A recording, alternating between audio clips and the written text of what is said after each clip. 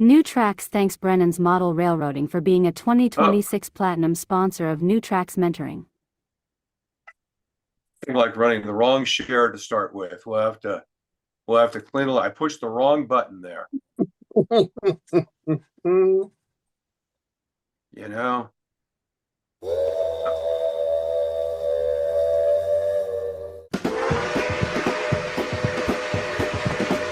Welcome to New Tracks Live. New Tracks Live is the weekly meetup of the New Tracks modeling community that provides unique mentoring opportunities to enhance your modeling skills by connecting with talented modelers and manufacturers from around the globe who generously share their knowledge and artistic expertise. Build your confidence, refine modeling techniques, and share your projects with a supportive community of fellow modelers, all while enjoying the world's most rewarding hobby. Join us every Wednesday at 7 p.m. Eastern on Zoom and YouTube for the live meetup. Missed a program? No problem. Individual show segments are uploaded to YouTube for convenient on-demand viewing. Be sure to connect with the New Tracks community by joining the New Tracks Facebook page, where you can interact with other modelers and see what they are modeling. Visit our website at www.newtracksmodeling.com to register to receive Zoom links for the weekly meetup and get more modeling information. And now, here is the host of tonight's New Tracks Live, Phil Edholm. Howdy, this is Phil Edholm. Welcome to New Tracks for January 28th. This New Tracks is a great community of modelers that mentor each other and work together. We actually have a number of different vehicles to do that. We do New Tracks Live on Wednesday nights. We have a Facebook page where you can meet other modelers and discuss things, or Facebook group actually. And then finally, we have all of the things we do on here are live or on our YouTube channel, and you can view them there. Your New Tracks also sponsors the New Tracks Mentoring Scholarship Program for young model railroaders. This year, we have three $2,500 scholarships that we will be awarding to young model railroaders to help them pursue STEAM degrees. We got some great applications coming for that this year. New Tracks was founded about 6 years ago by Jim Kello, and we continue the process on. What I'd like to do now is thank one of our platinum sponsors, Brennan's Model Railroading, for sponsoring tonight's program. New Tracks thanks Brennan's Model Railroading for being a 2026 Platinum sponsor of New Tracks Mentoring. For over 25 years, Brennan's Model Railroading has been offering products focused on the O-scale market. Brennan's focuses on landscape materials and craftsman kits. Brennan's Better Ballast is a prototypical size and natural color blend of real crushed granite, and Brennan's has developed a complementary line of natural ground cover materials. Brennan's Craftsman kits are designed to deliver great results that anyone can build. The complete photographically illustrated instructions explain in step-by-step detail how to create an outstanding model. The Frank Ellison Tribute series of kits take Ellison's scratch-built iconic structures to a new level using modern methods and materials. See the complete line of products on the Brennan's Model Railroading website. Use the QR code to visit. We thank Brennan's Model Railroading for helping us sponsor this live meetup and the New Tracks Modeling Scholarship. Tonight we have a great program. Some really exciting segments to present. We're going to start with Greg Cassidy continuing his building a micro layout. Last week I think he got through some basics, but get to some exciting parts this week. Next will be Jamie Bothwell in our S-Scale News and Views. He's going to have a tour of Bill Winans' layout, a great S-Scale layout. And one of the things Jamie is going to be doing is showing us some S-Scale layouts, because I think one of the things about S-Scale is I've kind of called it for standard gauge the Goldilocks scale. It's the ideal kind of mix of detail and ability to model an area. And we'll see that with some of the S-Scale layouts that Jamie will be bringing us. Tonight's New Tracks layout visit is our own Pat Rivard. And Pat's going to be talking a little about his Valley City Railroad. We've got a nice video of it, a number of stills, and you'll see how cool his layout is.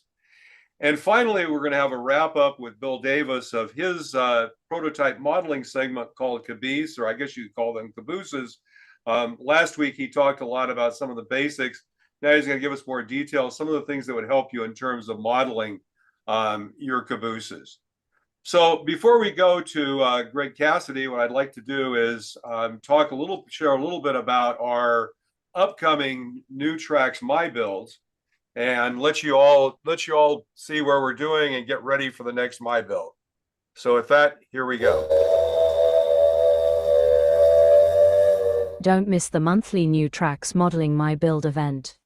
MyBuild is where the modelers of New Tracks show what they have been building. See amazing modeling with some MyBuilds featuring specific topics for modeling. If you would like to have your models included in the MyBuild, please email your modeling photos to chriscourse@railrunner130@hotmail.com. If you are a first-time MyBuild participant, please include a photo of yourself. Howdy, Chris. Tell us a little bit about when the next MyBuild's upcoming and what the subjects are.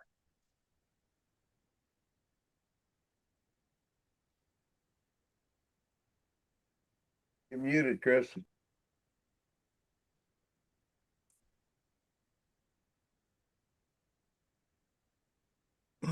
Was I muted? Anyway. Yeah, thanks, Phil. For those that missed Amherst, it was quite a show. It was very abbreviated because of the snow, but we were there for both days. But anyway, the upcoming MyBuilds, February 25th is Anything Goes. Please get your photos to me by February 22nd. And then in March on the 25th, we will have a challenge, which is rolling stock. This is a pretty wide open category. So whatever you've got, whatever you're working on, even if it's a locomotive, please send us those photos, and we'll be sure to include them. The deadline for that is March 22nd. And then we have a couple Anything Goes shows, and then we'll roll into our voting, which should be between May 27th and June 21st. And I imagine the June 24th show will be an Anything Goes. But we'll go ahead and roll right into the next year's worth of challenges based on how you guys vote. So please, when the opportunity comes, make sure you vote. Let's see. Also, other foot stompers, if you send photos in, please make sure that you include a description. That way, if you're not there, something isn't working, etc. Plus, it helps me with the article for Jim Kello. So please participate in that. And I'll turn it back over to you, Phil.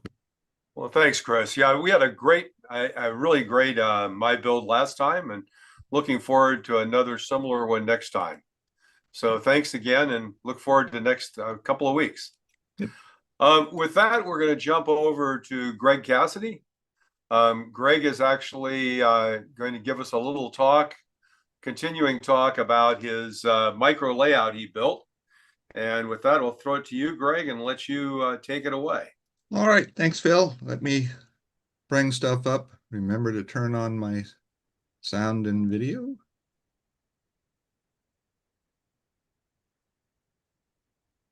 And you should be seeing my screen now, correct? We are. All right. Well, welcome, everyone. We're going to cover part 2 of building my ON18 micro layout, or sometimes called a mini layout.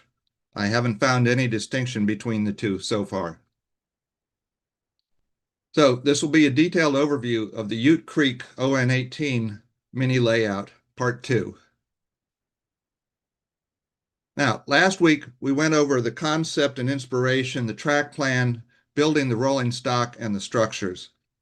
Tonight, we'll cover the scenery and the challenges and future enhancements. So, Chapter 5, Scenery. Now, my primary inspiration for building this was from two people, Steve Sherrill, who's a master of narrow gauge and dead rail and micro layouts, and Andy Root, who I met at the Harrisburg show last year and built the Gopher Canyon Railroad. And another closer inspiration was my friend Alex Belita, who lives not far from me, he built an HO scale Eureka and South Pass Railroad, which is a mining operation in Nevada in the 19th century. And then some of my other inspirations were, of course, images of the Southwest, which I've always fallen in love with, and watching Thunder Mesa Studios, where Dave Meeks can do anything with foam. But I had to figure out what my mine was going to be. Then I came across the French Henry mine, which was a gold mine in New Mexico. I discovered it on Wikipedia and then started diving in to more about it. What I found was that it was originally discovered by Henry Brule, and that's who the mine was named after. The deed to the mine was from Lucian Maxwell, who also had a nearby Aztec mill. But once they started mining operations in 1870 at the French Henry mine, for some reason the Aztec mill wouldn't process their ore. So they had to try and ship it all the way down to another stamping mill that was hundreds of miles away. And that was prohibitively expensive. But I love the old ore wagons that they used to use. So to solve that problem in my world, I built the Ute Creek Railroad, and that ran from the French Henry mine all the way down the Ute Creek to the stamping mill at Cimarron River. And in researching this, I dug up some information about some of the ore mines and gold mines in New Mexico. And this particular book from 1910 even had some information about the French Henry mine. But I did cheat a little bit. I tweaked the landscape because I had wanted to build something that looked similar to Monument Valley. And northern New Mexico wasn't quite like that. But I had to get in my mesas and my buttes, so I just moved the mine over a little ways. So, picking up from last week, the first thing I did was I painted the track just using some brown camouflage paint, and then I went over the top of the rails with mineral spirits on a cork to get off the paint while it was still soft. Then I had to figure out what to do with that turnout that I had put in, and I thought, well, I'll just have it go back into where the mine was. And I didn't know exactly how I was going to work that in, but this was what my vision was, that I'd have a mine in some kind of mesa back there. And one of the things Steve Sherrill taught me was if you can put some kind of tunnel or view block in, that shows the train going somewhere and coming from somewhere. So that's what I was going to try to accomplish. Now, a couple of things that I had picked up. I got a throttle, which allowed me to run it either on AC power or on batteries. So that way, if I took it somewhere where I couldn't plug it in, I could still run the trains. And I also picked up a hot knife from Harbor Freight. Most of my carving was going to be using a saw, but this allowed me to cut the bigger pieces down into smaller pieces that I could work with. And just like that, I had mountains, sort of. So I started using some of the techniques that I had learned watching Thunder Mesa and from Andy Root. And this was using a utility knife to dig out small chunks and a wire brush to create the strata lines. And on the bottom piece, after I painted it, I could see how this could actually come out working. I'd also picked up a heat gun because when you do all this carving and using a wire brush, it creates a lot of fuzz. And the heat gun does two things. It removes the fuzz and it also hardens the foam so that it's not as soft as it is normally, as long as you don't get it too close to the heat gun. So at this point, I started putting my mountains together, and I used liquid nails to attach the different layers, just like I had done 30 years ago when I built my layout. And that's where most of these scraps came from, they were left over from that. Then I started testing placement on the mountains that I had put together to see where I could put them and how they would look. And once I decided on a couple, I went ahead and glued them down, again using liquid nails and putting weights on them to hold them in place. Then I started working on my center mesa, and I carved out where the tunnel was going to be for the mine. And then I started working on some of the layers for it. And this shows more of using the knife to carve out little chunks and then using the wire brush to create strata lines. And then I started putting my mesa together and test fitting it to see if it would fit. And the one problem I ran into, the dry creek bed that I had put in, I had to move it a little bit, but it was easy enough just to carve out a new route, and then I filled in the old portion with Sculptamold.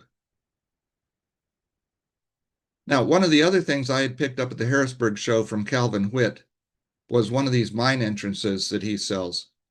And it's a lot easier than building it out of strip wood. And after staining it, it goes together real quickly. Plus, it has a little resin casting in the back that's supposed to be the back of the mine once you paint it black. And after I put it together, I glued it into the opening that I had put in my mesa, and then I filled in the gaps around it using more Sculptamold.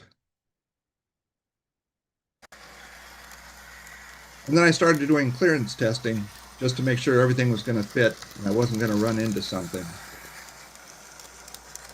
And so far, so good.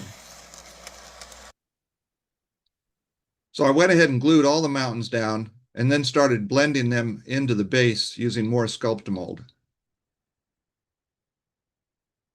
And I started testing the paint I was going to use for a base coat of my mountains and the base of the layout. And I used a raw sienna for that.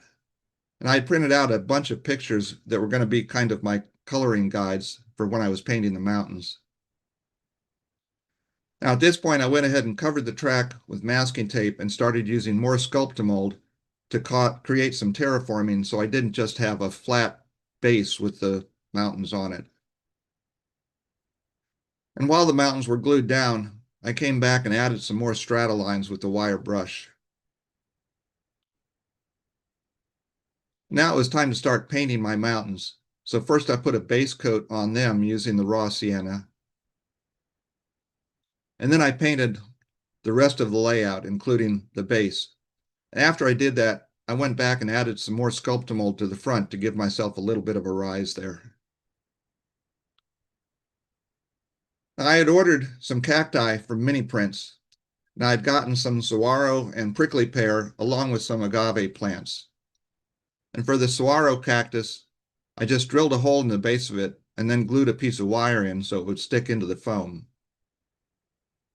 And it was easy to paint them. I just used a couple of different shades of green. And we have some cacti on our back deck, so I was using those for color references.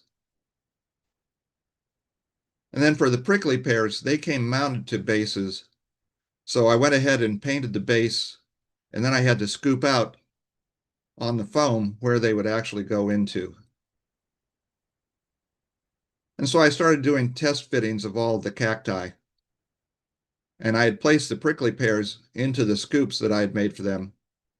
But the saguaro cacti, even though they were actually to scale because they get really tall, they just kind of dominated the scene. So I only ended up using a couple of them. Now it was time to start painting my rocks. And I got together all of my different shades of reds and browns and ochres and made a bunch of different mixtures. And the goal was to paint the strata of the different layers in the same shades so that they represented the same layers in the areas that weren't worn away. And I had planned on using sanded grout to cover the base of the layout. This would give me the texturing that I was after. But the sanded grout that I had was only in a couple shades of tan. So I thought I'd try coloring it using some of my artist pigments that I have in red. And I mixed that in before I mixed up the sanded grout. And it worked, except I didn't like the way it came out because it was too monochrome and I wanted some variations in there. But I went ahead and glued down my prickly pears anyway. Now, one of the pictures that I came up with showed a collapsed building at the French Henry Mine. I'm sure it wasn't from the 1800s, but probably something a little more recent. So I said, well, I want a collapsed building on the layout. So I built a foundation out of building blocks and then carved into the Sculptamold where it was going to go. And after I put the foundation in place, I wanted to build a warped wall to lay on top of all of the collapsed building. So I built a wall out of strip wood, including a window, and then I clamped it in my vise and I twisted it with my helping hands, and I kept wetting it down with a wet paintbrush. And after doing that a few times and letting it dry, I had a warped wall. Now, to correct the color, I came back with my artist pigments that I had in a couple shades of red and brown, and I just stippled them on. And that ended up giving me the color and the variation that I was after. To finish up the collapsed building, I glued down a lot of pieces of broken strip wood, plus some pieces of corrugated metal that I had. And then after gluing the warped wall on top of it, it looked pretty much like a collapsed building. Now, the other thing I needed to add was a spoil heap. And after looking at pictures of gold mine spoil heaps, I made one by carving a small piece of foam and covering it with some fine ballast. And then I went over it with some dark wash. And I finally glued on some Activa that was in a dark brown that gave it a bit of sparkle. And I also went ahead and added a plug to it so it would be easy to plug the power pack into it. Now, I needed to add an engineer to my locomotive, and I had picked up one of the Les Parker figures at Harrisburg when I was up there. So I went ahead and painted him up, and somehow, even with his hands in his pockets, he still managed to run the locomotive. And I went ahead and added some ballast to the track after I had figured out how to color the base. And for that, I just used more of the Woodland Scenics talus, but I separated it into fine and coarse, and I only used the fine talus. And I ended up gluing that down with scenic cement. And then I came along and colored it the same way I did the base, using artist pigments and a brush. After all that had dried, I filled a mister with water and just sprayed the whole thing down. And that made all the artist pigments adhere to the surface that they were on. And by that time, it was ready for its first show. And that was the October Timonium show, where I was staffing the New Tracks modeling table to talk to people about the scholarship and about New Tracks modeling. And I'm happy to say that it was a big hit. I had a lot of people stop by to look at it. Most of them were not familiar with ON18, and it gave me a chance to talk to them about New Tracks modeling and about the scholarship and about narrow gauge.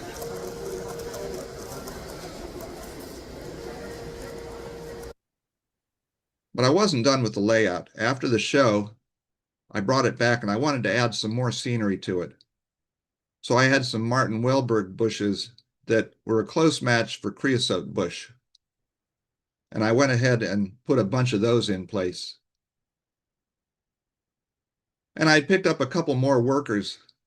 These are proto people from Alchem scale models, and they're based on old 19th century photographs. So I painted them up, put some posts in the bottom of them, and stuck them on the layout. And then I wanted my talus slope to be bigger than what I had done originally. So I just added more talus all the way around the mesas and buttes. And you can see here how the coloring makes a difference. In the middle, I have some of it that I still haven't finished. Then I started adding more details. I got a bunch of detail parts from Pacific Northwest, such as tools and a wash bucket. And I got one of the Grant Line mine wagons, and I put it together. And I even had a longhorned skull left over from my Halloween display. So I glued it next to the dry wash. And I was ready to take it to the Micro Madness meet, which was just a couple of weeks ago. And this is put on by Ryan Vegas and Steve Sherrill, and they do a top-notch job putting this on and letting everybody bring and display their micro layouts. And this is just a small selection of the ones that were up there. And they're absolutely fascinating and very innovative. And I was very happy to be able to have mine among all of those. So chapter 6, the challenges and future enhancements. Well, while I was at the micro meet, I went ahead and picked up a couple of items. I got an ore dump wagon from Kevin McComber, and I got another Les Parker figure that would be my engineer and keep his hands out of his pockets. Now, I just finished a couple of days ago building the wagon, and I decided to make it look like it was decrepit and abandoned because once the railroad came, they didn't really need to use it anymore. And now I'm working on the engineer, and he's going to replace the guy who can't get his hands out of his pockets.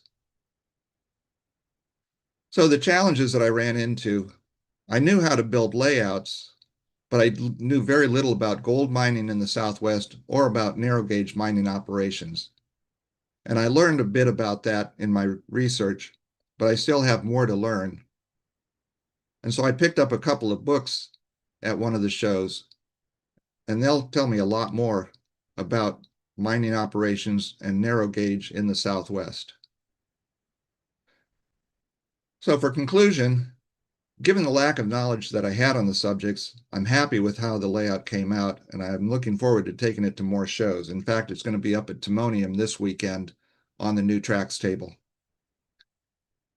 And the layout draws from gold mining icons, along with the whimsy that micro layouts can project. And I'm going to keep adding details to it as long as I can until I get around to building another one. As you can tell from what I've presented, it doesn't take very much or very long to build a micro layout. So I want to thank you for watching, and I want to thank Phil for giving me the opportunity to do this. That's it. Greg, Well done. Greg, Yes, I'd like to make one correction. It's Les Davis. Okay. Les Davis. What did I say? Les Parker. I don't know who that. Oh, I must have gotten the wrong name. Les Davis, that's correct. One other thing about the micro group, we do have a Facebook group, Micro Madness, and if you join, you can see what we're doing. And also, there's a member on there, Ian Holmes, who prints up the Micro Model Railway Dispatch, which has micro layouts from all over the world, articles about them. And our micro meet has an article that's going to be in there soon. When you saw all the pictures that we took of our micro meet, he wanted an article and some pictures. So Ryan, composed that and sent it to him. But one of the things about the Southwest is the coloring is so unusual for our area. It's an eye catcher, you know. And so I actually had my micro the day before, and nobody came over to talk to me. So no, that's not. That wouldn't have anything to do with you sitting behind it, would it? Yeah. But we did have a micro meet, and of course, it's going to be every January. And we just had a great time. I never saw so many pictures taken of a meet. We had at least 200 pictures taken. Yeah, I have to say, narrow gauge micro layouts seem to be one of the fastest growing aspects of the hobby. Not that it's taking over everywhere, but there aren't many aspects of the hobby that are growing that much, and this is one of them. I think that's for two reasons. I mean, one is maybe even three for modelers that have a layout and have basically completed a layout. It's an opportunity to model something new in a more complete fashion than just building buildings. For younger modelers who don't have a lot of space, it's a great option. And because you can actually build something and take it, have people see it as well. Mm-hmm. And finally, for a lot of older modelers that are downsizing, it's an opportunity to continue. So I think it's great way to keep integrated with the hobby. Any other questions for Greg? One other thing that Greg created was the stickers. And Greg, why don't you tell us about those stickers on your railroad? and maybe about an interchange with other people's stickers. Well, I know that other people who have had their own layouts have had stickers for them. Now, my layout in the basement, I model Western Maryland, so there's plenty of Western Maryland stickers out there already. But this was the first time that I got a chance to freelance my own railroad, and it came up with the name Ute Creek Railroad because that's the path it would have followed. So I made a little logo for it, and you saw it there in the presentation. And I've gone ahead and had some stickers made up of those. So I've sent a couple of them out to friends of mine who have sent me stickers of their railroads. And now I'm going to be bringing them to shows. So anybody who wants one can take one. But there are other places where people can exchange stickers of their freelanced railroads. And that's something that micro layouts, especially because they usually tend to be their own freelance railroad, is a growing part of it. Hey, Greg, not only is it a fantastic layout, but your presentation was just awesome. How Thank difficult, you, Jeff. yeah, how difficult was it for you to put that together? And can you share that information with the rest of the group to Well, yeah, actually, I think you can refer back to an article I did a couple of years ago about making a presentation on how to make a presentation. But it's easy for me because I've done quite a few of these. Plus, my background is in graphic arts. And Phil has done a number of presentations on using PowerPoint. So it didn't take very long. I always hate it when I get something wrong, and I don't know how I got Les Davis's name wrong. I think, you try to get everything perfect, and I got all the way through it and then find out that something was wrong. So I guess nothing's perfect. But no, it's fairly easy. If you know PowerPoint and you know what you want to talk about, it's all a matter of putting the pictures together. You can add text to them. You can add call outs and diagrams and graphics, or you can just have the pictures speak for themselves and you talk about it. Well, and by the way, it's even better yet. If you just take some pictures, send them to me, I'll give you a place to upload them. I'll put them in a PowerPoint and we can walk through them. And as we've talked about before, when you sit down to model, take out this device. Everybody has one of these, and every one of these has a timer in it. And you can set that timer to go off every 3 or 4 minutes, and it reminds you to take some pictures of your modeling. And that's the way you get it. What I find is, if I don't do that, I get so engaged in the modeling that I forget to take pictures of what I'm doing. So, if you're doing a modeling project, starting a project, go ahead and try taking a bunch of pictures of it and then put it up there. When I'm going to talk about in a moment how you can submit to do a presentation on NewTracks, and we'll go ahead and put it together. And it's really not that hard to do. Very much just send some pictures and we'll put it together for you. This is Any other Ron. questions? This is Father go ahead, Ron. I shared with Greg a couple of months ago, I think, when he was first doing this. I've lived out here in the Southwest for over 25 years. I worked over 11 years on the Navajo Reservation. And the area that Greg is mining or talking about is in northeast central New Mexico. Not very far from the Philmont Scout Ranch, which is with that Cimarron River that his line is supposed to end at. It's really interesting to realize that all this area out here in the Southwest was underwater at some point. All the rock here is sediment.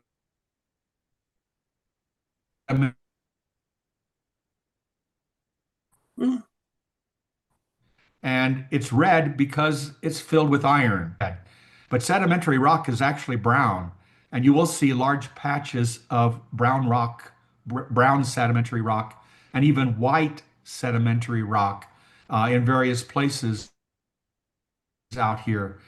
Plate tectonics raised the whole thing. The petrified forest was underwater, and it's how the forest became rocks. And it right now is on the Colorado Plateau, which is over 5,000 feet above sea level. So plate tectonics has raised this whole area You know, something interesting, Father just Ron, incredibly over time. something Go interesting. You ahead. mentioned that it was near the Philmont Scout Ranch. The ruins of the French Henry Mine are now on the Scout Ranch, and the Scouts own it. Yes. They own the Yes. ruins. Yeah. Unfortunately, I don't think there's enough gold left to make it worthwhile. Well, thank you, everyone. I appreciate the comments. Well, thank you, Greg. We Well, they'll probably appreciate it practice very. gold mining up there anyway, just to give them something to do. Thanks again, Greg, and great presentation. I think micro layouts are a great opportunity for the future. So before we continue here, I wanted to talk just briefly about submitting a what is going on here with my, there we go, of submitting a presentation to New Tracks. So one of the things that is very important here on New Tracks is having folks present on the on our meetups and do a segment and talk about their modeling or a concept or an idea. We really do need everyone that is interested to participate. It's the way we get the great material that we all get to see every week. So if you'd like to become a New Tracks mentor, it's really easy. Just take a shot of the QR code, or use the tiny URL at the bottom. Just enter tinyurl/NTM present. And that'll take you to a form, and just put your name and your information in there and what you'd like to talk about. I will contact you, and we will go from there. You know, and looking for any material. If you've done did a clinic at a local divisional meet or a regional convention or a national convention or some other event, go ahead and propose it. That's the way we get the information that we all love to see every week. Before we jump to our next segment, would like to thank our sponsors of New Track Mentoring Incorporated this year. New Track Mentoring is the organization that's a federal nonprofit organization that sponsors both the New Track Mentoring Scholarship as well as New Tracks Live. We have 3 platinum sponsors: the Great Model Train Show, Brennan's Model Railroading, and the Amherst Railway Society, primarily sponsoring the scholarship, not so much the New Tracks Live meetup. And we have 3 bronze sponsors this year: Locofi, Santa Clarita Railroad Products, who make those great foam holders, and O-Scale Central. So with that, I'd like to go ahead and share a little video about the scholarship, because I think the scholarship really is a very important part of what we do at New Tracks. And so for 2026, we have some exciting scholarships to award. We'll talk briefly about that.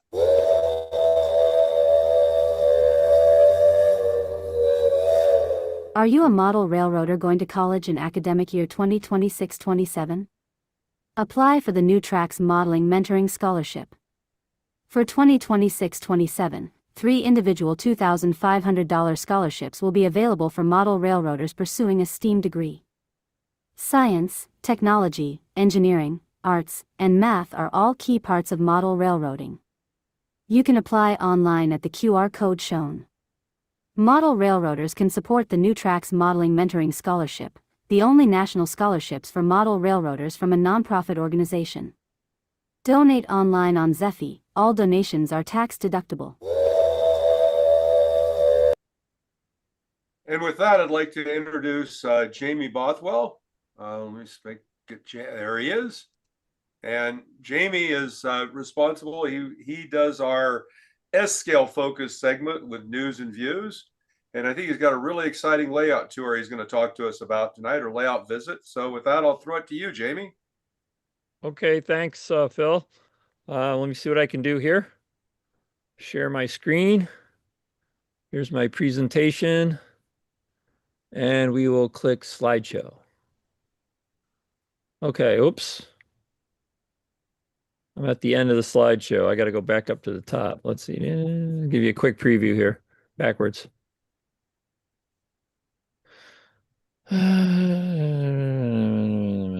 Okay. So let me just put you guys out of the way here. That nope, that's gonna be where I want to do this. Okay. All right. So news and views S scale for January. And let's go to here. Okay. So today we're gonna see Bill Winans' St. Louis Eastern and Pacific Railroad. Bill lives in Arizona. He grew up in California, lived in California for quite a while, but he went to school in the East. So his railroad is kind of set in the East somewhere. It doesn't have any real specific location. Bill started with Lionel 3 rail, and this layout actually even got into Mechanics Illustrated. How about that? So he had pictures of his layout published way back in whenever the heck this was. I don't know if this is the actual magazine. I don't think that's Bill on the cover, and I really like that Batmobile car that they got going there. I don't know who built that, but that's pretty cool. So anyway, moving right along. Okay, so this information is off the NASG website, nasg.org. Anybody who wants to check out S-Scale really should make that their first stop. So this talks about his layout. You can see here it's still working on it. The layout space is 20 by 20. They call it a folded 8. I would call it a twice around, however you want to determine that. And we'll get into that in a minute. You can see that he's got number 8 turnouts on the main yard and number 6 is in the yards. His minimum radius on the main line is 54 inches for the standard gauge and 36 inches for the narrow gauge. Some other pertinent information there. I won't read it all to you. I'm sure you can read, so that's fine too. I was talking to Bill about this, and Bill was saying that Bill for a while ran a hobby shop in Palmdale, California, and he was building a railroad, and he spotted somebody came to somewhere he saw some SN3 brass locomotives, and he just fell in love with the size of the trains, and so he started buying SN3 rolling stock and decided he was going to build an SN3 layout. And while he was acquiring rolling stock, a number of standard gauge brass items started to appear on the market, and so he started buying those up, and so now he's got a layout that's both standard gauge and narrow gauge. So the standard gauge part of the layout is this twice around, or folded figure 8 as they would call it. So here's the lower, but the one side of the figure 8 is the staging yard. Okay, it says lower level. You can see that, right? And here's a view of the staging yard while it was under construction. Okay, Bill's been working on this layout for a number of years now. He retired and moved to Arizona, and so that's where this layout is being constructed. Here's a diagram that shows the middle level, and again, you can see so those dot arrows to the dashes would go back to the underneath part, and then it pokes out, and then you can see it kind of covers through this one town. Right, so let's see, can I do that? Yeah, so if you follow the track plan around, you can see the basic track plan is a twice around. The one loop is the staging, and the other is the main town on the layout. So you can see the main town over here, all the numbered buildings, and again, you could go down the list and see which is what.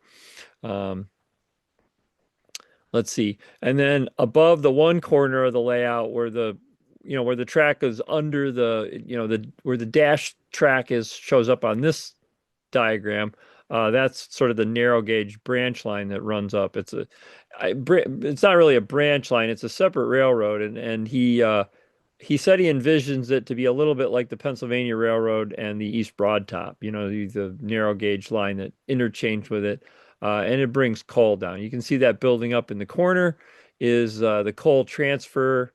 And of course, if you're following the colors here, anything that's yellow is narrow gauge. There's not a whole lot of yellow on this one. It's a little hard to see against the green.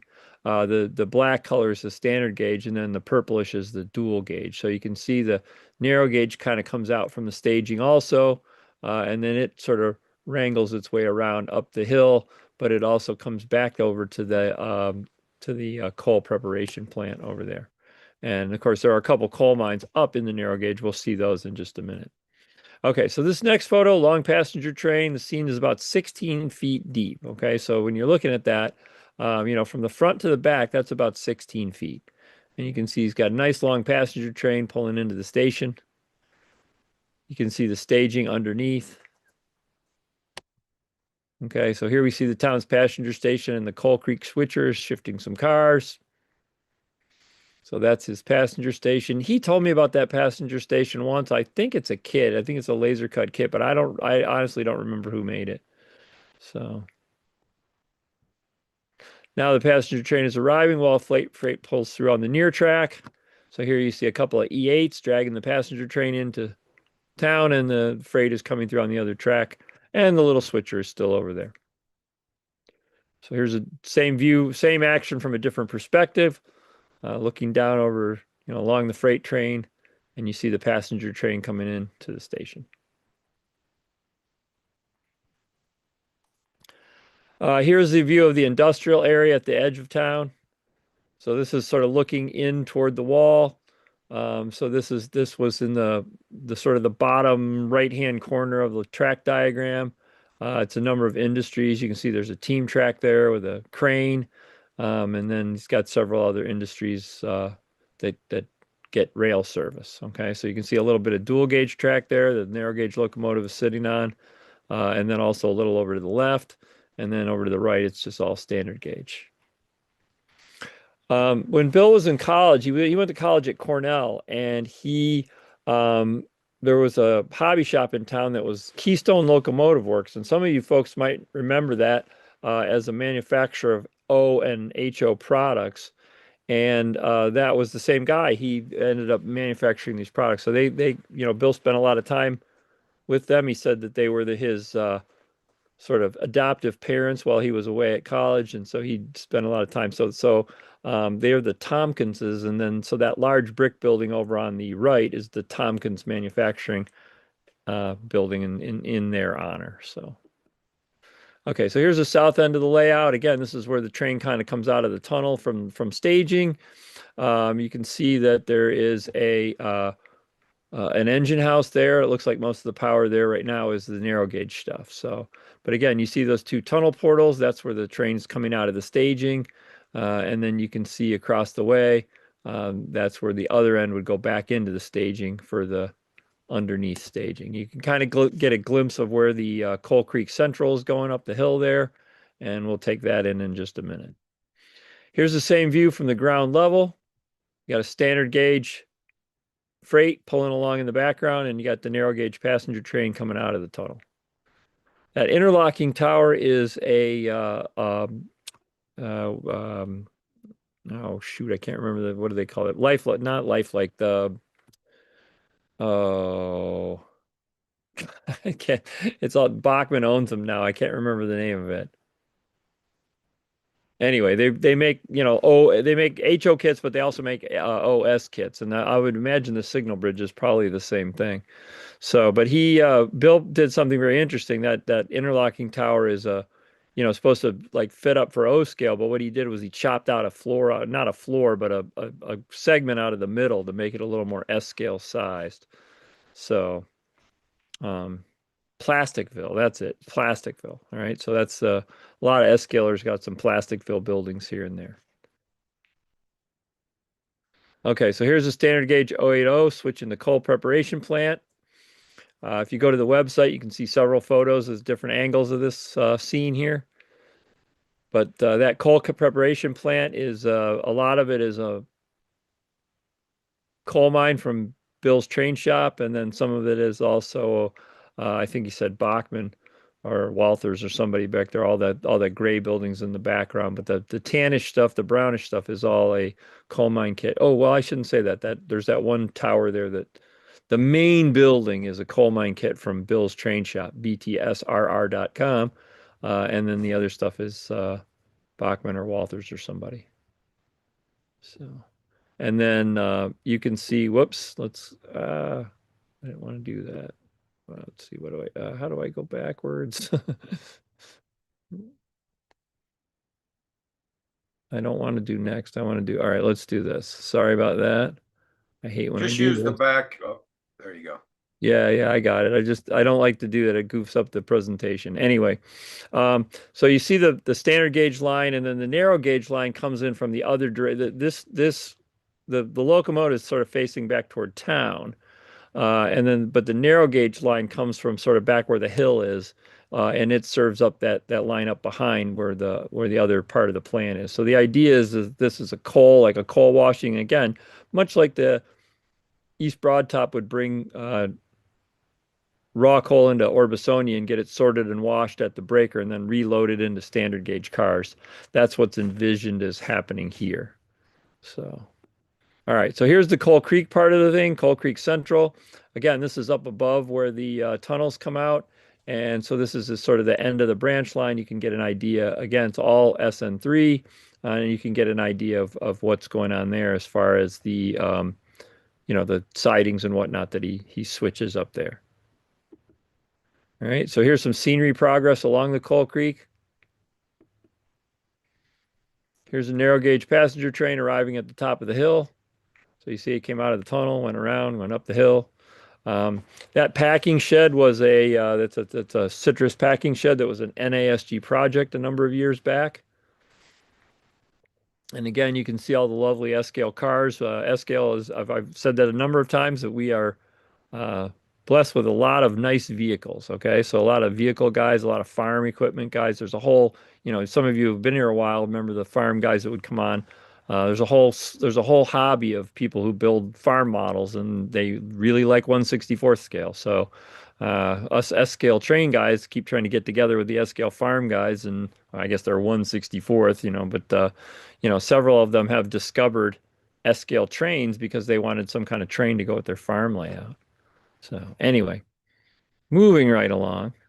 So here's the view of the town from the top of the hill. Again, there's the narrow gauge passenger train passing the packing shed. Here's a couple other kits to make up the town. Again, some of our nice vehicles. And here's the engine facility at the top of the hill. You can see a couple locomotives in there waiting to go back down the hill with a coal train. All right, and then here's one of the coal tipples at the top of the hill. He had a couple views of this, and I picked this one to sort of show you the layout of the track as opposed to sort of the ground level view of the mine itself.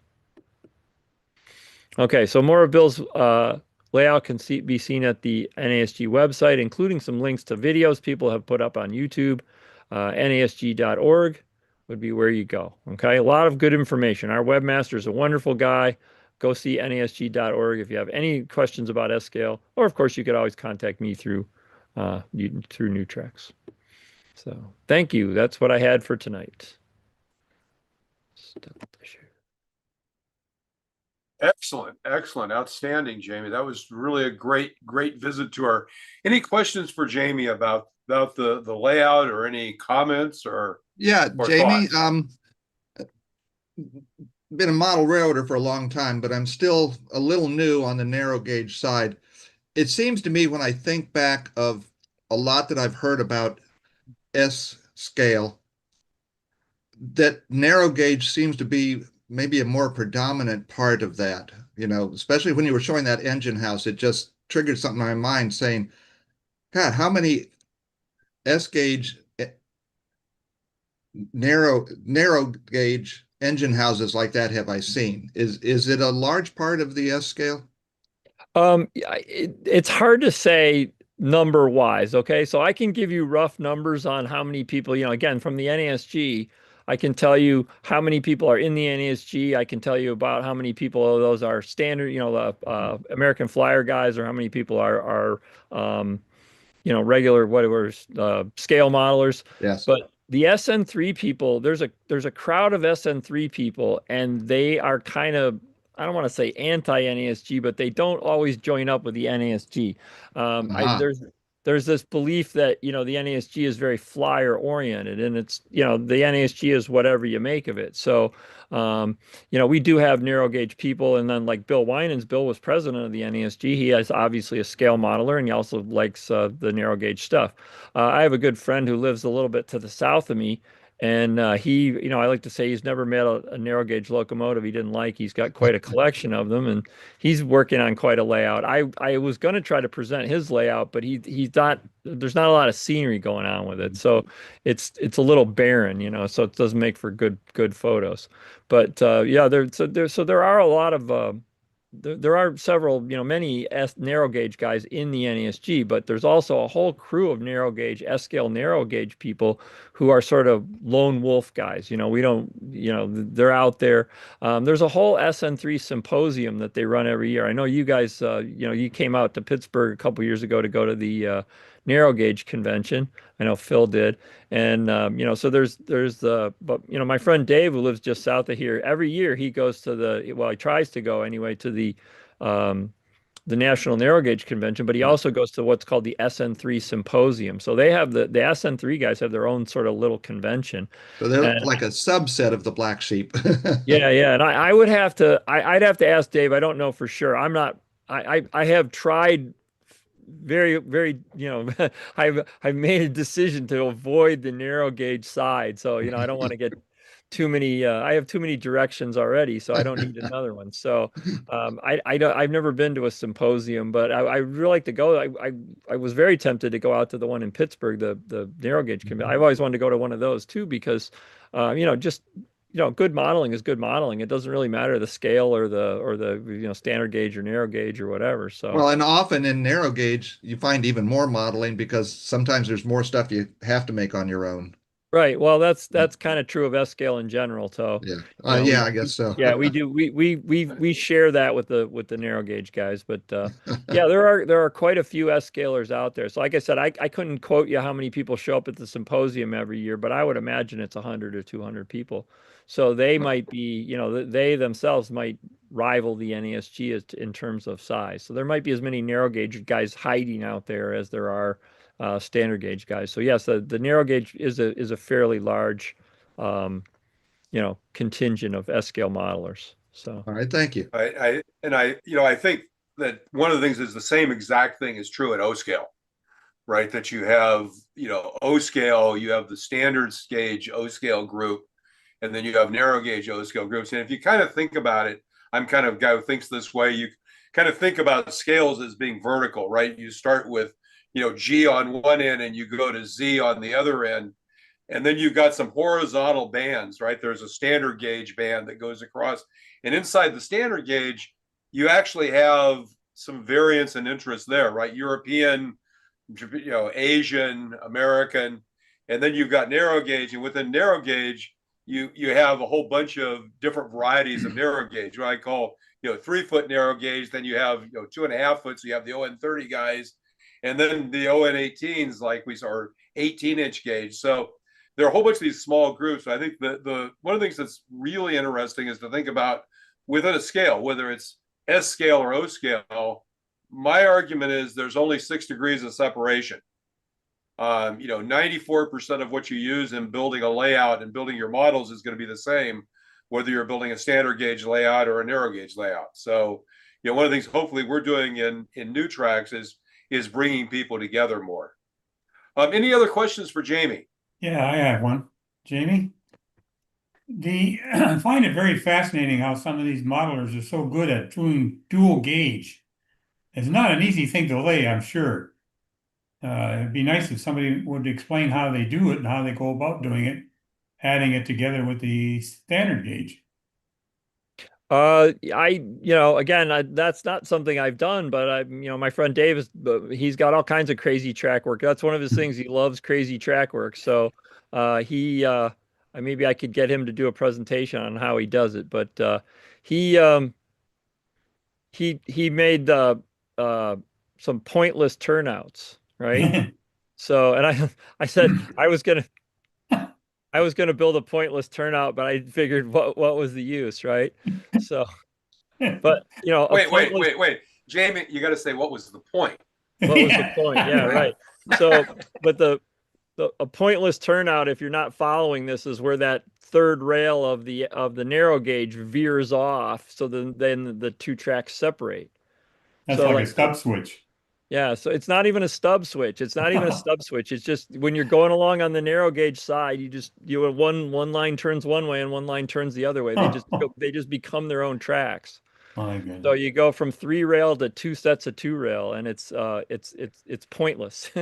So there's no points to it. But anyway, the other thing I was going to say too is that again, talking about both narrow gauge and S scale is in well, anywhere they had 42-inch gauge, basically 42-inch gauge is S scale trains on HO scale track. And so it is, S scale is like the biggest scale in New Zealand because they all model their whole everything in New Zealand was basically 42-inch track.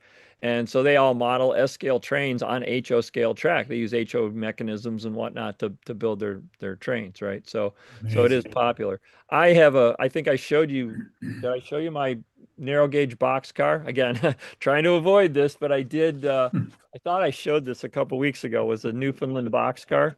Yeah, you Maybe did. I showed it to my friends in Michigan, but that is a Newfoundland Railway boxcar, Mhm. Oh, wow. and the Newfoundland Railway was a 42-inch gauge railway. So I'm always a little bit, like, ooh, I could have S scale trains and just have HO scale tracks. So I always have a little bit of a soft spot for the Newfoundland Railway. And then this guy I found on a website like 3DP Trains, I guess it was. I don't know what I was searching up, but I said Newfoundland boxcar. What is this? And I was like, I took a look at it and I thought, oh, I have to buy one of those and see what it looks like. So anyway, Thanks, Jamie. Well done.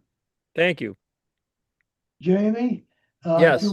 if you want to see a pointless turnout in standard gauge, look for gauntlet track. Yeah, same idea. Exactly. Yeah, same thing. So Well, super. Thank you very much, Jamie. And it's always great to see different scales and hear different scales. So before we continue, I thought this was great to do this afterwards. So, the S scale segment on the show that Jamie does is brought to us by the NASG. So I'm going to run a little quick video from the NASG. Are you looking for something a little different in your model railroading?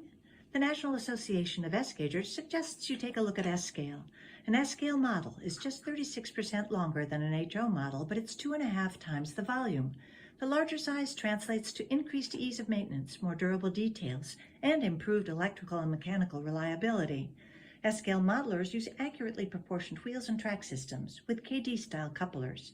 Exceptional S-Scale models and layouts are being built in both standard and narrow gauge. Locomotives and rolling stock are available from a number of manufacturers in both ready-to-run and kit form. Equipment is available both new and through an active secondary market. There are numerous manufacturers of track, buildings, vehicles, and details, both ready-to-run and in kit form, available for those who love to build. And many S modelers enjoy kit bashing and scratch building in the larger size S offers. To learn more, visit the website of the National Association of S-Gaugers. Here you will find the history of the scale, information about clubs in your area, see layouts and connect with current manufacturers and online groups, plus much more. In short, the website has everything you'll need to explore model railroading in S-Scale today. Come on board and visit soon. So I got to thanks. tell you, I laugh every time she says S-Scale. If you want to try something a little different, I'm thinking, oh yeah, she must know some S-Scalers. There you go. Every scale has their unique individuals. Let's put it that way. I've So always, one of the things, I've always said Go ahead. that a true S-Scaler looks at N scale and says, man, that stuff's way too small, but that TT stuff looks interesting. Absolutely. So one of the things that we've been doing is doing our layout visits. Not really a layout tour, but more of a layout visit. But this week we get a bit more of a tour because we have our own Pat Rivard has submitted the video and some pictures, and so I'm going to go ahead and run that. And what I'm going to do is go ahead and let Pat make any comments he wants while it's running. There's a little bit of time at the beginning. We don't have a huge description, so I'll let him talk a little about the description, and then we can go ahead and watch the videos. So with that, I'll introduce Pat, and here we go with Pat's layout. So Thanks, Bill. Oh, you're more than welcome. Go ahead, sir.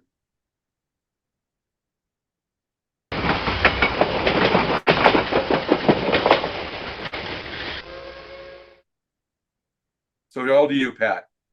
All right. Comments. I think some of you have already seen this video, but here it is again, and it's an O-scale layout in 2-rail, and it fits in a room 22 by 14. Here we are crossing the steel truss bridge, scratch built by a good friend of mine. Then you can see the mountains and trees. I kind of like that stuff. You can hear the sound system in the background, wolves and coyotes. There's one of those signal towers.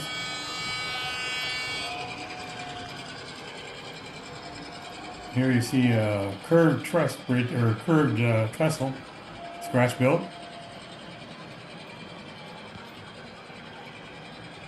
I cut all my own material for that. And some more of my trees. And the silo back there by the sawmill and the planer mill.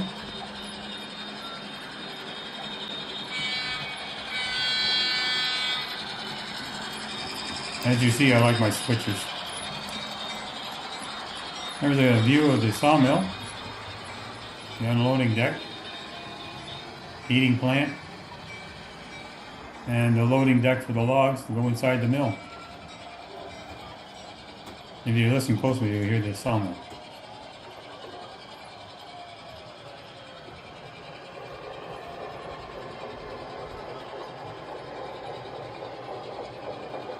There's a double head saw.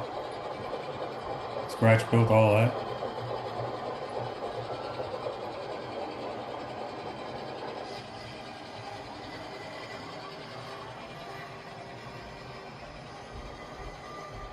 And there's the planer mill.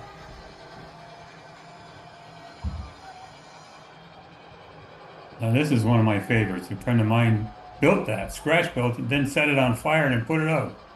And he gave it to me. He said, "Here, you do something with it." So I had a perfect spot for it.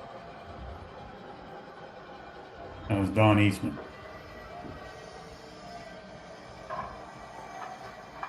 There they are working inside the planer mill.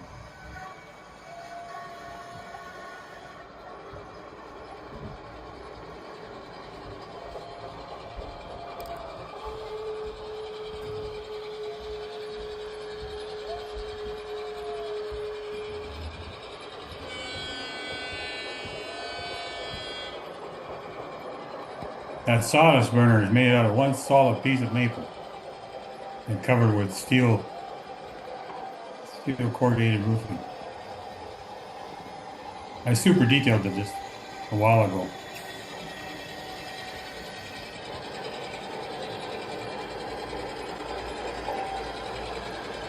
There's the boss's car, of course.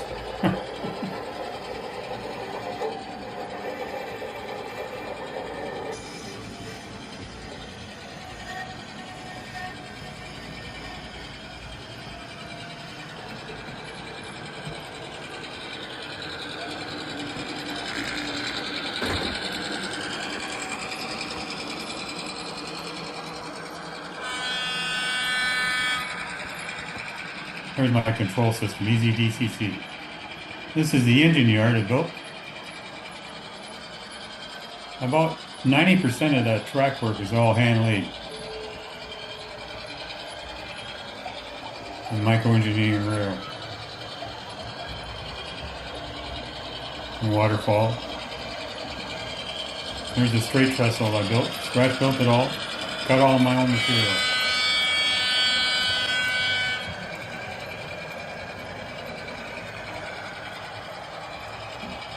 I think I like trees. There's the coaling tower I talked about a while back on the show. Sanding tower. That was a Walther's water tower. Spray painted in black and flat paint. And the turntable is scratch built.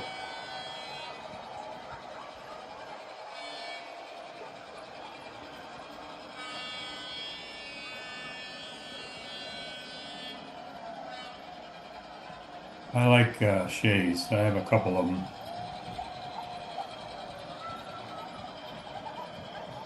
All of the turnouts, about except for 4 of them, the curved turnouts, are built by old Pullman. He's no longer doing that stuff.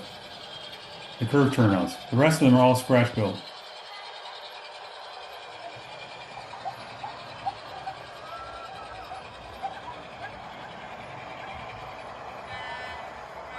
If you look closely in the background, you'll see a wolf, and or not a wolf, but a moose and a few other things.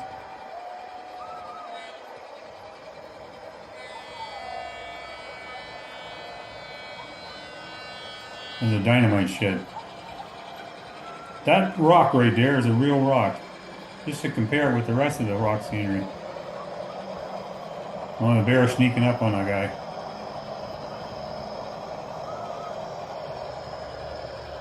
Waterfalls has sound. One thing I noticed, that I kept the sound low enough so it wouldn't override everything else.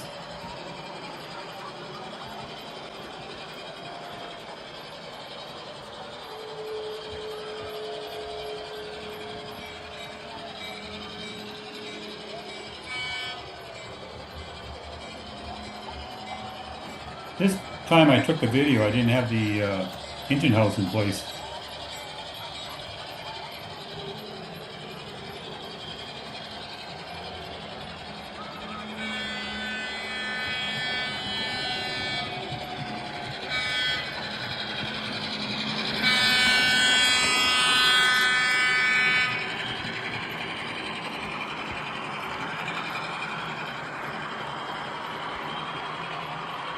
I did the interior of the tunnels as well as I could to make it look like a tunnel all the way through, because it was right out in front and everybody could see it. More trees, lots of fun.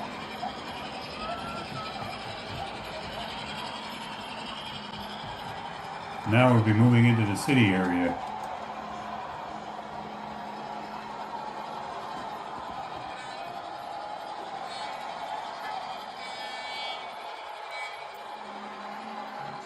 There's the lumber business.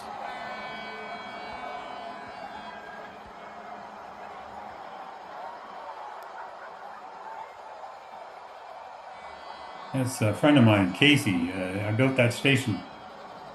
The doors roll up and there's all detailed inside. There's Eastman's Hardware. Everything in the buildings are detailed. Fire station, that was quite a thing. I added the upstairs and put an outside stairwell to it. And inside is totally detailed.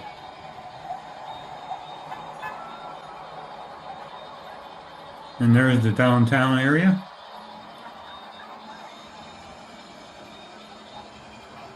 And the guy in the single tower. I call that Antler Park. There's Gary Sherville's old lunch wagon. You hear people talking, cars beeping horns. I find it adds a lot to a layout.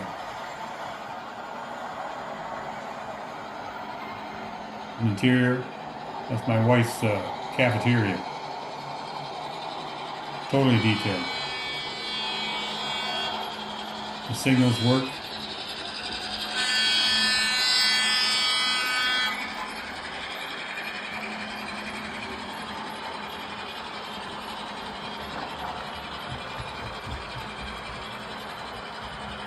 Downtown.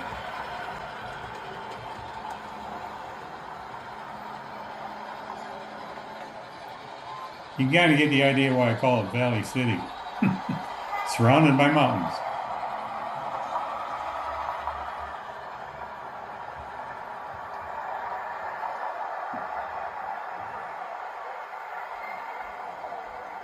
That guy smoking a cigar really works. His cigar lights up if you look close enough.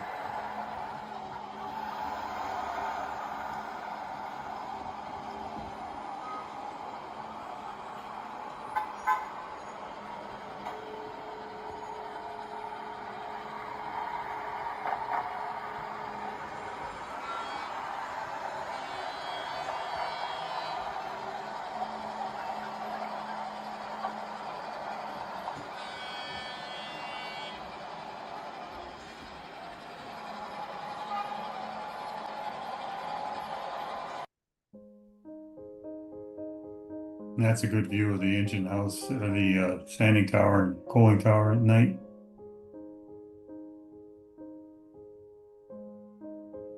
The interior of that signal tower is all totally detailed.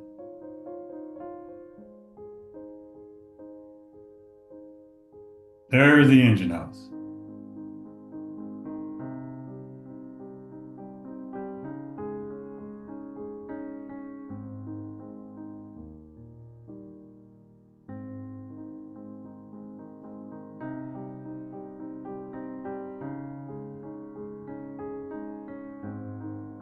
There's an idea of the layout track work.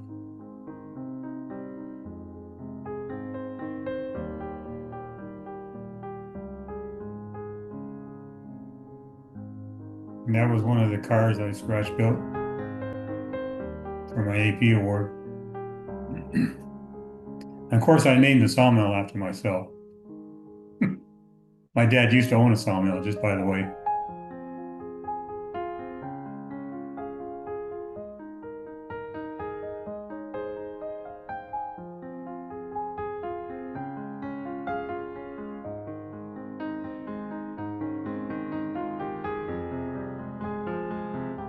I like that view of the interior, that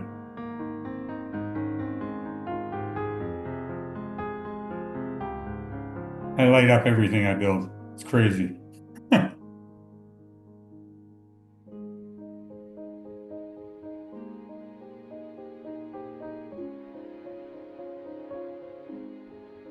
had a lot of fun trying to figure out how to make that door go up and down.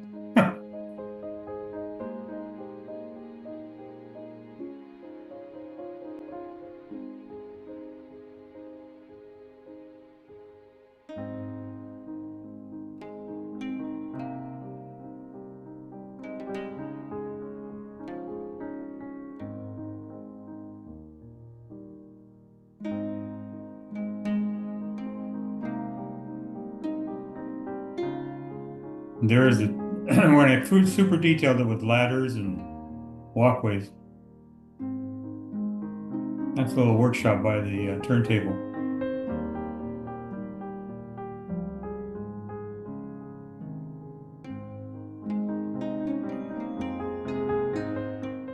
Start. It is easy to get a new Trax layout visit made of your layout, a friend's layout, or a layout you visit. Please take a 4 to 8 minute overview video of the layout and take 20 to 30 still images. Send an email to Phil at the address on the screen and you will get a cloud drive to upload the videos and photos to. Thank you very much, Phil. Well, no, thank you, Pat. That was excellent. Anyone have any questions for Pat? Yeah, Pat, I've got 3 of them. Okay. What are your hills made out of? Plaster and molds, plaster molds. Old And they're school. all broken. The pieces are broken out of the mold after they're big pieces when I get them out. I break them up and kind of change the positions of them and join them together with stipple. And then I kind of wash it with plaster and make it all blend together. Then I use a tube latex. I spent a good tube latex paints and use a little bit on an artist pad.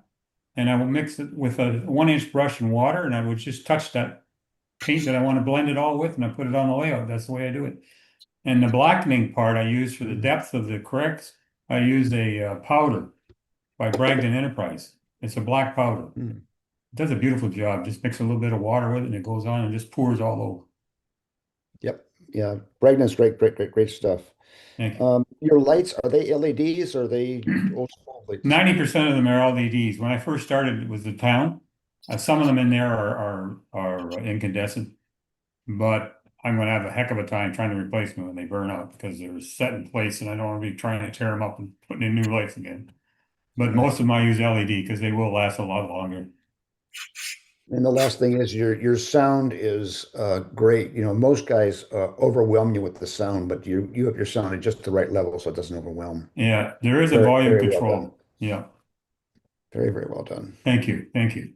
Thanks to everybody who got me a compliment. Pat, when did you start on that? 22 years ago.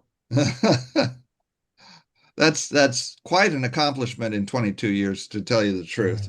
It's It's gorgeous. It's just Thank you. gorgeous.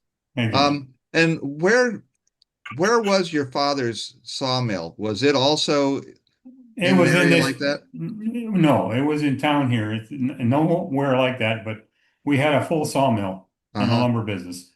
And that's what we were called, rebar sawmills. So I learned a lot about sawmills. Well, I noticed a lot in the close-up of your sawmill, all of the machinery seemed to just have detritus on it. And I guess, I don't know, was that sawdust or something that you just Yep. sprinkled over it? Yep. Well, Yep. it looks great. Thank you.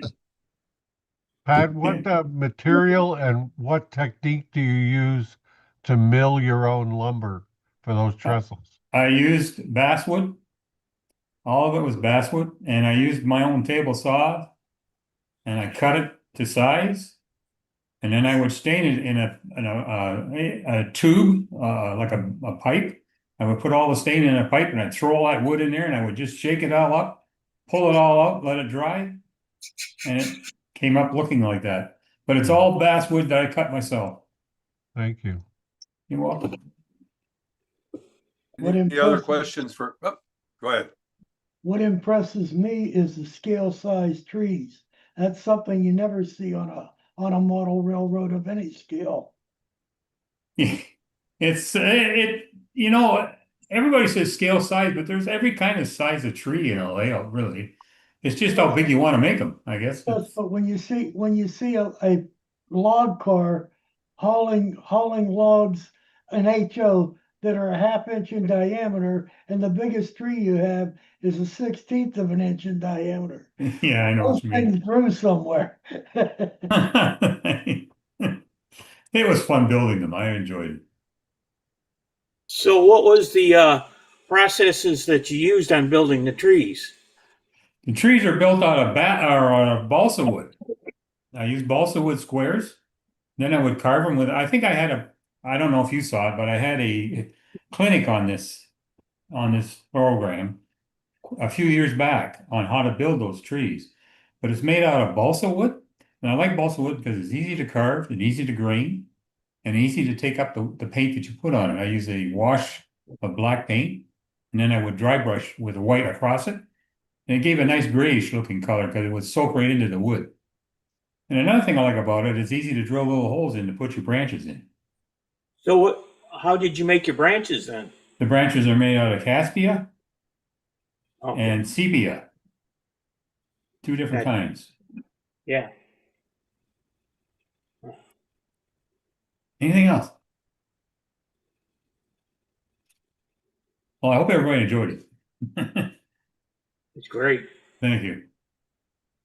Well, thanks, Pat. That was a brilliant layout, and I think the one of the things that strikes me is that it does show that in not a huge space, it's a 22 by 14 foot room, and you kind of saw the track plan. It's not an around the wall track plan.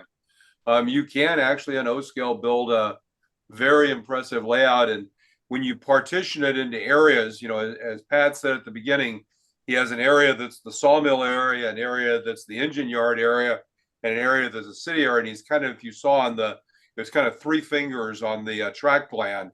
If you kind of look at it over the size of room, very impressive. And obviously one of the things that we should always note is that Pat did get his MMR, and he got his MMR to a great extent, I think, because of that layout he built. So congratulations on a brilliant layout, Pat, and getting your MMR and being absolutely a master model railroader. Thank you. Well, thank you. Well, with that, we're going to go to our next segment, which is very fitting because it's at the end of the show. It's a bit about Cabees, or Cabooses, I guess, depending on how you want to say it, which are at the end of the train. But before we do that, you know, one of the things often people say is they just miss new tracks because it only happens once a week. So there is a way to get more new tracks, and that is on Facebook.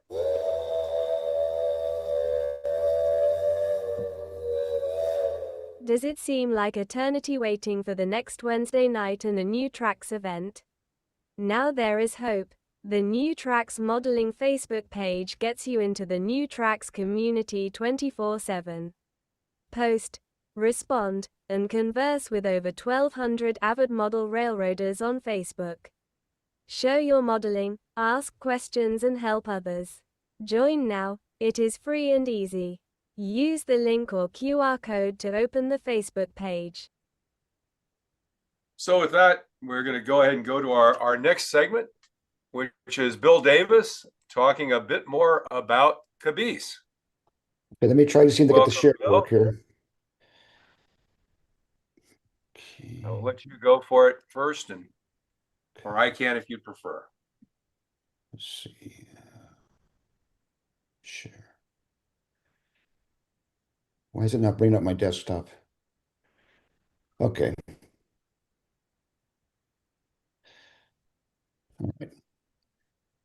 All right, so we won't do it that way. Go ahead, bring the first one up, Phil. Okay, hang on. I just brought it up. Let me go ahead and share here. There we go. Next slide. Yep. Okay, so in part one, we looked at the history of cabooses, and it was just a general history. I'm quite sure that all railroads have their own history concerning their caboose collection. In this part, we'll look at some of the interesting things about cabooses. Next slide. Okay, there are multiple types of cabooses, and for the next 6 slides or so, we're going to look at the different types of cabooses there are. The first one is a bobber caboose, and next is just a standard wooden caboose, wooden frame, wooden everything. It's completely made out of wood. I've actually built a model of that particular caboose. It's a neat car. Next slide. Then they started doing all steel cabooses, and so that was the next phase of all this. Although sometimes in there they did do cabooses where just the underframe was steel, but the rest of the caboose was still wood. Next slide. Of course, we have the bay window caboose. Next. The extended vision caboose, we discussed those in part one. Notice how the windows have all been bolted closed off in this particular caboose here. Next slide. Transfer cabooses. They used these when they went from yard to yard as a caboose instead of just a standard railroad caboose. Next slide. Drover cabooses, basically a passenger car and a caboose combined. Several railroads had those. Next one. Side door cabooses. Some had complete side doors with the end platforms, and unlike this TP car, which didn't have end platforms on it. Next slide. And of course, logging railroads built their own cabooses, and they were unique in their own design. One of that is the West Side Lumber Company. The other one is the one in West Virginia that ran with the Buffalo Creek and Gully. Next slide. So cabooses are red. They painted them bright red basically to keep them so people would see them and see the end of the train and all that. However, next slide. That was not always true. The DSPMP, to this day, there's been discussions over the DSPMP as to what color their cabooses were. Were they white? Were they yellow? But they were not red. Next slide. So cabooses, as time went on, were anything but red. So we're going to go through several slides here of the various colors that cabooses became. Next slide. Just do several of them here, Phil.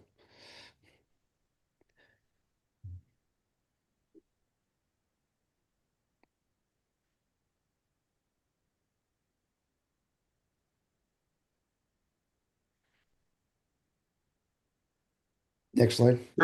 Sure seems like this over time, the cabooses moved from being this kind of safety item to being almost an advertisement for the railroad at the end of the train. Yeah, As you're they you're became kind of right painted. about that. I never thought about it that way, but you're right. Exactly. Interesting. Yep. Next slide. Okay, we're going to discuss the slang about cabooses and things you didn't know about them. Slang. Now, cabooses had gathered, not yet.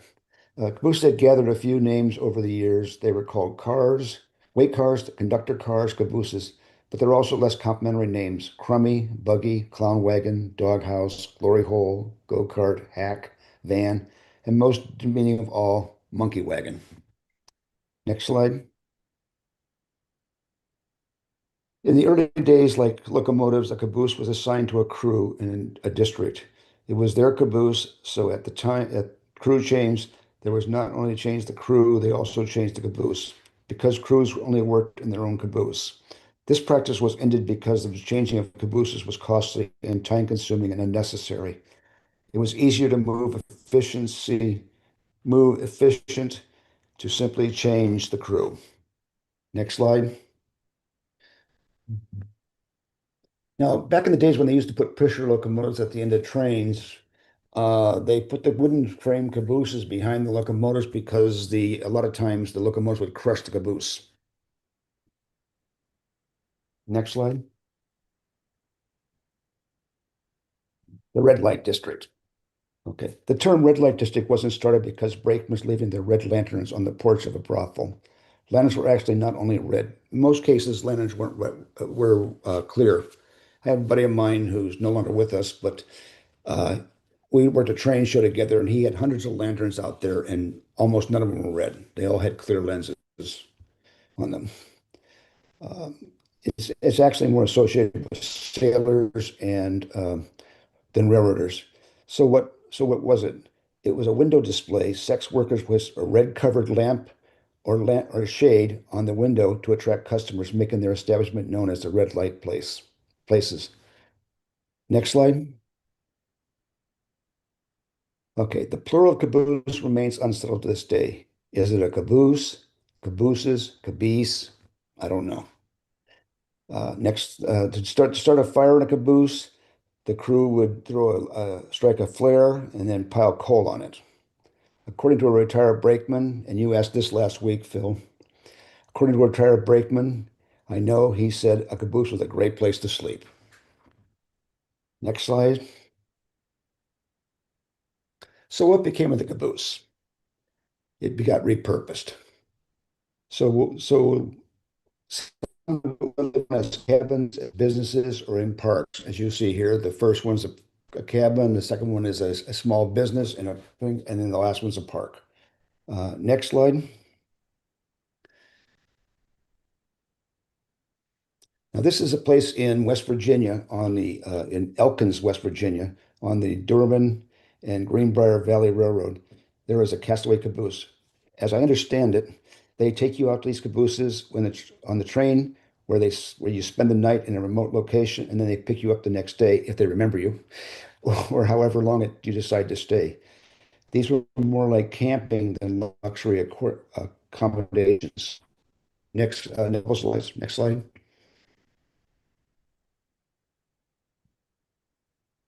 Now, in Northern California, there's a place called Railroad Park Resort, and this is in Dunsmuir, right off the highway, and it is a fabulous location. There's amazing view and everything. All these cabooses are there. They also have a Willamette on display.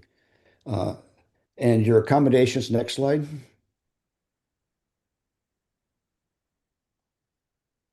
are quite luxurious. A lot different than the one in West Virginia. Next slide.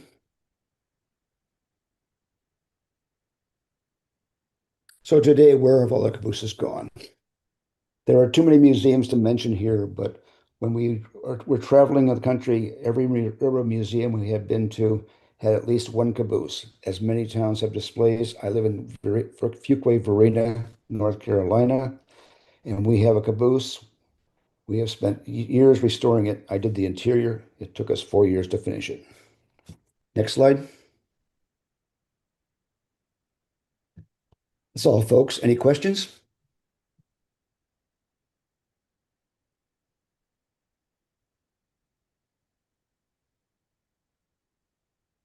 Anyone got a question for Bill?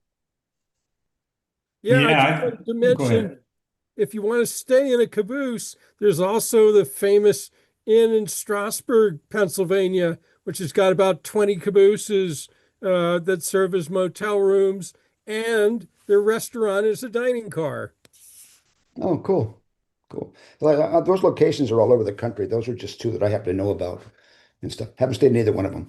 Although I have been to done the one in California, but I didn't stay there. My wife and I didn't stay there and stuff. Yeah, That was no, a very, very cool location. Bill, I got one question. Sure. Do you know when the caboose was eventually put on the trains, when they quit doing it? Around 1980, they started doing the Fred type of thing. Okay.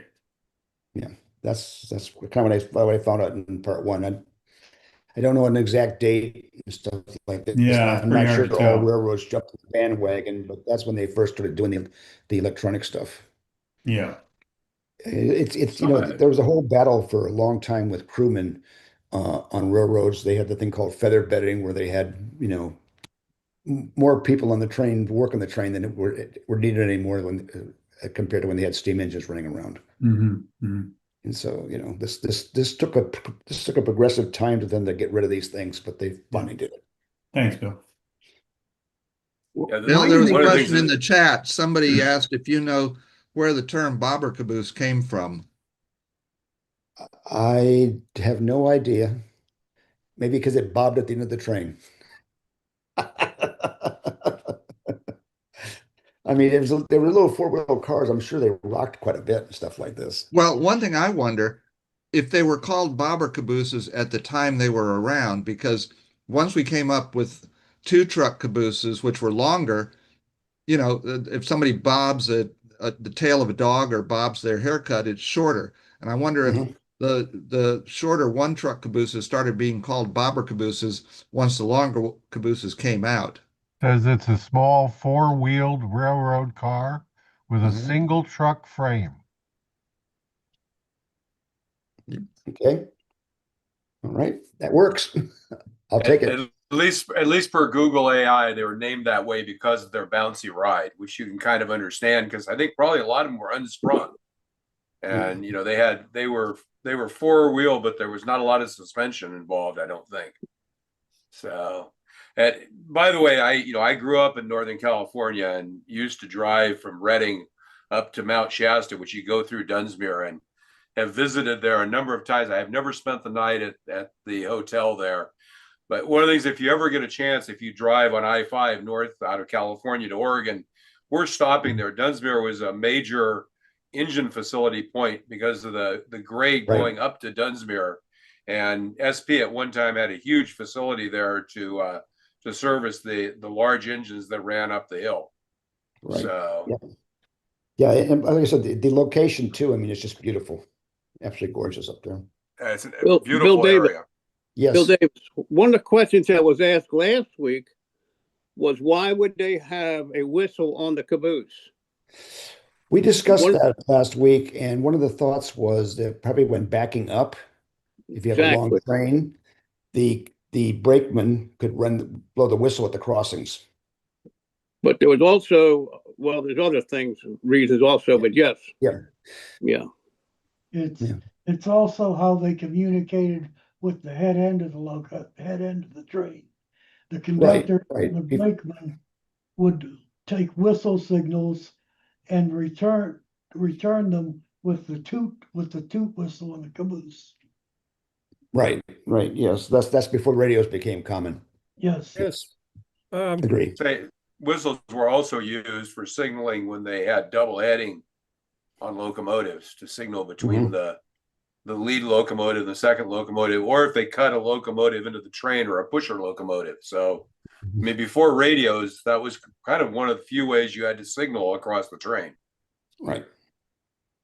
The Northern Shenandoah chapter of the National Railway Historical Society owns a ex-B&O caboose that ended its years on the Winchester and Western, and it does indeed have a whistle on the back. The Winchester and Western in particular did a lot of backing moves, and the whistle, interestingly enough, is operated because it is tapped off of the air line, the brake line for the train, and that's where they get the air to operate the whistle. Right. Anything else, guys? Excellent. Well, thanks, Bill. That was a wonderful presentation. Great information, because for anyone who models, like you said, before 1980, cabooses or cabees are fairly important. And of course, you know the story about that. It wasn't sort of around the caboose originally, but it was the story about the guy that's decided he wants to order a new caboose from the factory. And then he thinks about it and he decides, well, I really need two caboose. And he's writing a letter and he doesn't quite know how to say caboose or cabees. He can't decide. So he writes the letter and says, P.S. will you please send me one caboose? Or please send me one caboose. And then the bottom he says, P.S. please send another caboose. So that's the way to avoid making that distinction. Right. Anyway, with that, I think that brings us to the end of our program for this evening. We do have a caboose for us this evening. Just a quick little video. This one I thought was very appropriate for us as a group, because it kind of involves moving very large things around and getting them in and out of the train. So with that, our caboose for tonight.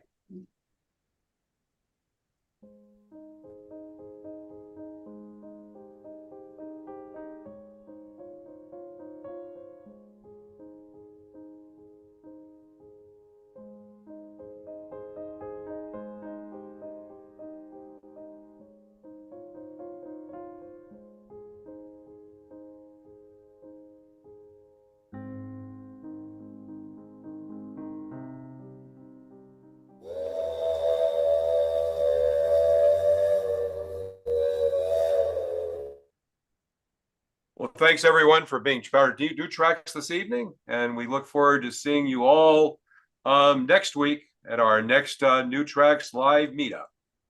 Thanks again.